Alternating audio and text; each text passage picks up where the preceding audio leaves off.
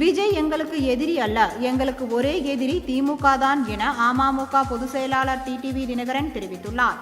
சென்னை அண்ணா நினைவிடத்தில் மலரஞ்சலி செலுத்தி மரியாதை செலுத்திய பின் செய்தியாளர்களிடம் பேசிய அவர், தவேக தலைவர் விஜய் அதிமுக தலைவர்களான எம்ஜிஆரையும் ஜெயலலிதாவையும் ரோல் மாடல் என்று கூறிக்கொண்டு அதிமுகவை ஊழல் கட்சி என்று விமர்சிப்பது ஏற்புடையதுள்ள என்றார்.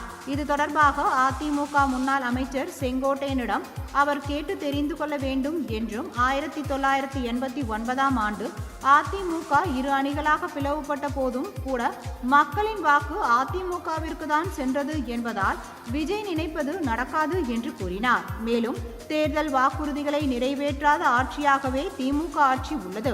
தமிழகம் கஞ்சா சந்தையாக விளங்கி வருகிறது. போதைப் பொருள் புழக்கம் பட்டி தொட்டி எங்கும் இருக்கிறது.